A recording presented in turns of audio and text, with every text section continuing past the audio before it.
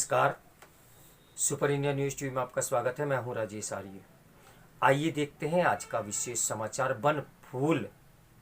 बनभूलपुरा के साथ खोरी भी याद रहे।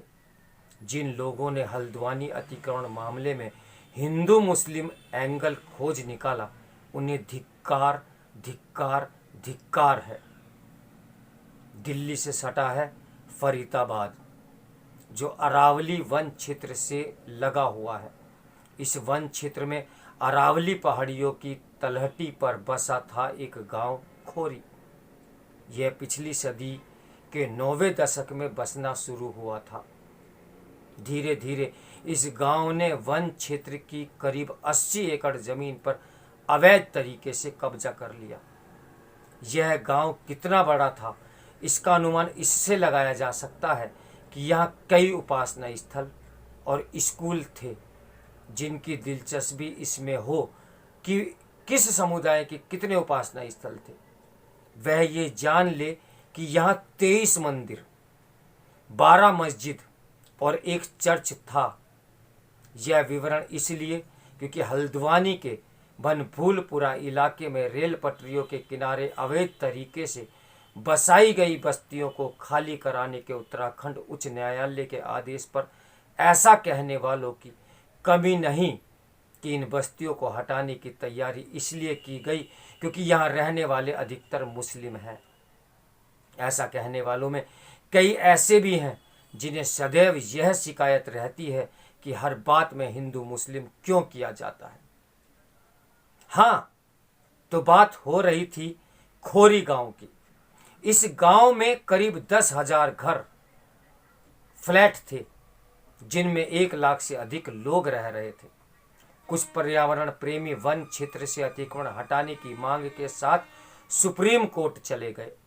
उसने अप्रैल 2020 में अतिक्रमण हटाने का आदेश दिया, लेकिन हरियाणा सरकार ने इस आदेश का पालन न करने में ही भलाई समझी। शायद इसलिए क्योंकि इस गांव में अवैध तरीके से बसने में भूमाफिया के अतिरिक्त विभिन्न सरकारी विभागों का भी योगदान था। इसी कारण इस गांव में बिजली उपलब्ध थी और नगर निकाय टैक्स भी वसूलता था। अंततः सुप्रीम कोर्ट ने कड़ा रुख अपनाया और जून 2021 में 6 सप्ताह के अंदर अवैध कब्जा हटाने का आदेश पारित कर दिया। कोई और उपाय न देखकर फरीदाबाद प्रशासन खोरी गांव खाली कराने के लिए तैयार हुआ। यह काम आसान तो था नहीं, क्योंकि लोग धरना प्रदर्शन पर आमादा थे।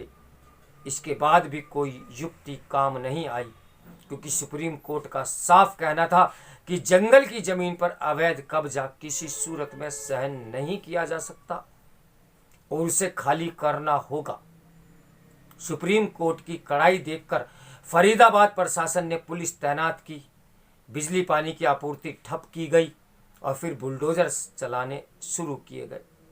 कुछ ही दिनों में हजारों लोगों के आशियाने ध्वस्त हो गए और उनकी गाड़ी, कमाई और अपने घरों का सपना मिट्टी में मिल गया।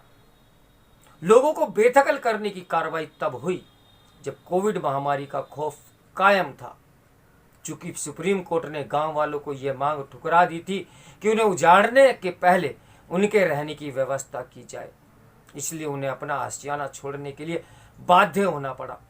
बाद में सुप्रीम कोर्ट ने लोगों के पुनर्वास को लेकर फरीदाबाद नगर निगम को यह आदेश दिया कि योग्य लोगों को पुनर्वास योजना में शामिल किया जाए।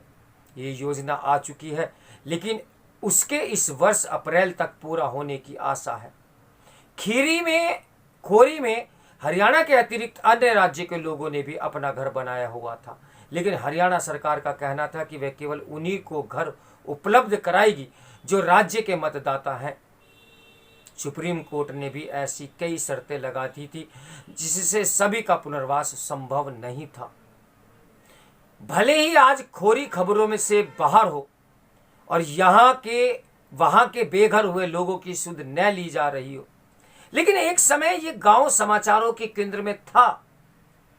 खोरी से उजाड़े जाने वाले लोगों के प्रति सहानुभूति जताने वालों में संयुक्त राष्ट्र मानवाधिकार आयोग के विशेषज्ञ भी थे।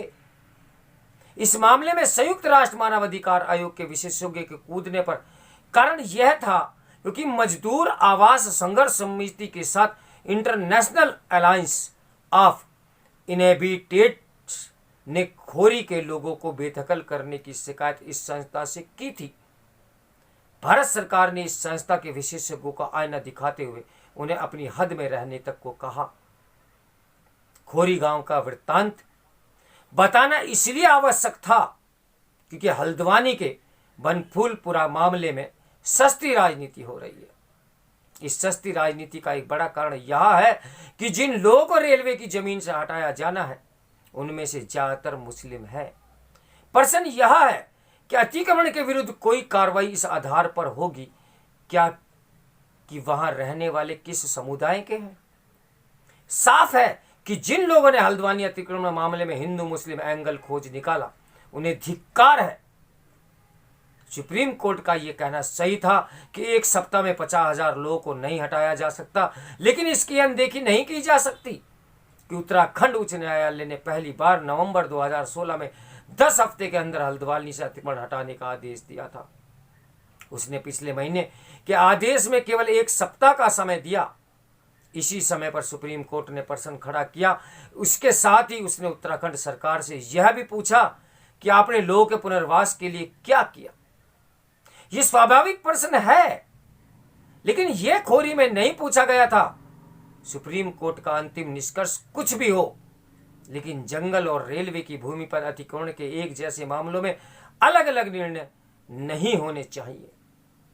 अतिक्रमण हटाने के मामले में मानवीय पहलुओं को ध्यान अवश्य रखा जाए, लेकिन ऐसा कुछ भी नहीं होना चाहिए जिससे अवैध कब्जों को बल मिले या फिर एक देश दो विधान वाली अनुभूति हो। मेरे मन में नाना प्रकार के प्रश्न उमड़ते रहते हैं और मैं उनको शब्दों में पिरोकर आप तक भेजता रहता हूं। आप इन सब चीजों के मेरे साक्षी हैं, तो मेरे साथ बने रहिए सुपर इंडिया न्यूज टीवी की ब्रेकिंग न्यूज के लिए। नमस्कार, मैं हूं राजेश आर्य।